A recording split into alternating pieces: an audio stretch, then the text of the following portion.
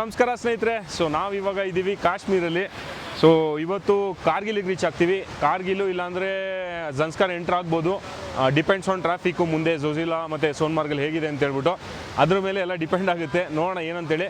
ಮತ್ತು ನಾನು ಈ ವಿಡಿಯೋ ಏನಕ್ಕೆ ಮಾಡ್ತಾಯಿದ್ದೀನಿ ಅಂದರೆ, ಸೊ ವಿಡಿಯೋನ ಎಡಿಟ್ ಮಾಡೋಕ್ಕೆ ತುಂಬ ಕಷ್ಟ ಆಗ್ತಾಯಿದೆ ಆ್ಯಕ್ಚುಲಿ ಹೇಳ್ಬೇಕಂತಂದರೆ. ನಾವು ರೀಚ್ ಆಗ್ತಾ ಇರೋದೇ ನಮ್ಮದು ಡಿಸ್ಟೆನ್ಸು ತುಂಬ ಜಾಸ್ತಿ ಇರೋದ್ರಿಂದ ಡೈಲಿ ನಾವು ಏನಿಲ್ಲ ಅಂದರೂ 750 to 600 ಕಿಲೋಮೀಟರ್ಸ್ ಕವರ್ ಮಾಡ್ತಾಯಿದ್ದೀವಿ. ಸೊ ಹೆಂಗೋ ಅಡ್ಜಸ್ಟ್ ಮಾಡ್ಕೊಂಡು ಇಷ್ಟು ದಿನ ಮಾಡ್ತಾಯಿದ್ದೆ ಎಡಿಟಿಂಗು. ಬಟ್ ನಿದ್ದೆ ತುಂಬ ಕಮ್ಮಿ ಆಗ್ತಾಯಿದೆ, ಸ್ವಲ್ಪ ತಲೆನೋವೆಲ್ಲ ಸ್ಟಾರ್ಟ್ ಆಯಿತು. ಸೊ ಆದ್ದರಿಂದ ನೆನ್ನೆ ವಿಡಿಯೋ ಎಡಿಟೇ ಮಾಡಿಲ್ಲ. ಸೊ ಆದ್ದರಿಂದ ನೆಕ್ಸ್ಟ್ ನಾವು ಏನೇ ಇದ್ರೂ ಜನ್ಸ್ಕಾರ್ ಗಂಟೆ ಆದಮೇಲೆ ನೆಟ್ವರ್ಕ್ ಅಂತೂ ಇರೋದಿಲ್ಲ, ತುಂಬ ಕಮ್ಮಿ ಇರುತ್ತೆ.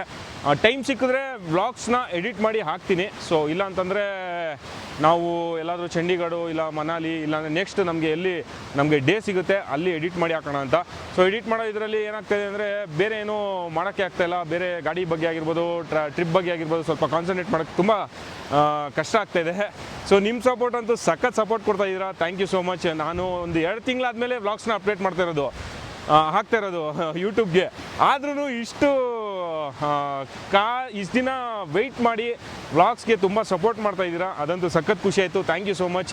ಅದಕ್ಕೆ ಸಣ್ಣ ಪುಟ್ಟ ತಪ್ಪುಗಳಿರುತ್ತೆ, ಅದಕ್ಕೆ ಸಾರಿ ಅಂತ ಕೇಳ್ತೀನಿ. ಏಕೆಂತಂದರೆ ಒಂದು ವ್ಲಾಗಲ್ಲಿ ತುಂಬ ಫ್ರಸ್ಟ್ರೇಷನ್, ಅದು ಆ ಬಿಸಿಲಿಗೆ ಮತ್ತು ಆ ಹ್ಯೂಮಿಡ್ಗೆ ಆ ನೀರು ತುಂಬ ಫ್ರಸ್ಟ್ರೇಷನ್ ಆಗಿಬಿಟ್ಟಿತ್ತು. ಸೊ ಆದ್ದರಿಂದ ಒಂದೆರಡು ಪದಗಳು ಬಂದ್ಬಿಡುತ್ತೆ ಬಾಯಿಂದ, ಏನು ಮಾಡೋಕ್ಕಾಗಲ್ಲ ಒಂದೊಂದು ಸಮಯಗಳಲ್ಲಿ. ಸೊ ಅದನ್ನು ಅಡ್ಜಸ್ಟ್ ಮಾಡ್ಕೊಳ್ಳಿ, ಆಗದೇ ಇರೋ ಥರ ನೋಡ್ಕೋತೀನಿ. ಸೊ ಅದೊಂದು ಹೇಳಬೇಕು ಅಂತ ತುಂಬ ಇದರಲ್ಲಿತ್ತು ನನಗೆ. ಏನು ಮಾಡೋಣ ಹೇಳಿ, ಅಷ್ಟು ಬಿಸಿಲು ಅಷ್ಟು ಇದು ಎಲ್ಲ ಹಿಂಸೆ ಸ್ನೇಹಿತರೆ. ಸೊ ಅದಕ್ಕೆ ಸ್ವಲ್ಪ ರೈಡ್ನ ಎಂಜಾಯ್ ಮಾಡೋಣ. ಅದಾದಮೇಲೆ ವ್ಲಾಗ್ಸ್ ಟೈಮಲ್ಲಿ ಸಿಗುತ್ತೋ ನಮಗೆ. ಒಂದು ದಿವಸ ಎಲ್ಲಾದರೂ ಬಫರ್ ಇಲ್ಲ ನಮಗೆ, ನಾವು ಆ ಥರ ಪ್ಲ್ಯಾನ್ ಮಾಡ್ಕೊಂಡಿದ್ದೀವಿ. ಯಾಕೆಂತಂದರೆ ಡೇಸು ಕಮ್ಮಿ ಇದೆ, ಬೆಂಗಳೂರಿಗೆ ಹೋಗಬೇಕಾಗಿದೆ, ನಮ್ಮದು ಇಷ್ಟೊಂದು ಟೈಮ್ ಲೈನ್ ಇಟ್ಕೊಂಡಿದ್ದೀವಿ. ಸೊ ಆದ್ದರಿಂದ ಅದೊಂದು ಕಾರಣದಿಂದ ವ್ಲಾಗ್ಸು ಆಮೇಲೆ ಆರಾಮಾಗಿ ಹಾಕೋಣ ಅಂತ ಅಂದ್ಕೊಂಡಿದ್ದೀನಿ. ಸೊ ಅಲ್ಲಿವರೆಗೂ ನನ್ನ ಇನ್ಸ್ಟಾಗ್ರಾಮ್ ಪೇಜಲ್ಲಿ ಅಪ್ಡೇಟ್ಸ್ ಬರ್ತಾ ಇರುತ್ತೆ, ನೀವು ಚೆಕ್ ಮಾಡ್ಬೋದು. ShriyariCK05 ಹೂನಿಗನ್ ಅಂತೇಳಿ. ಸೊ ಅದು ಡಿಸ್ಕ್ರಿಪ್ಷನಲ್ಲಿದೆ, ನೀವು ಚೆಕ್ ಮಾಡ್ಬೋದು. So thank you so much ಸ್ನೇಹಿತರೆ. ಇದೇ ಥರ ಸಪೋರ್ಟ್ ಮಾಡ್ತಾಯಿರಿ ಅಂತ ಹೇಳೋಕ್ಕೆ ಇಷ್ಟಪಡ್ತೀನಿ. ಸೊ ವ್ಲಾಗ್ಸು ಆದರೆ ಎಡಿಟ್ ಮಾಡಿ ಹಾಕ್ತೀನಿ.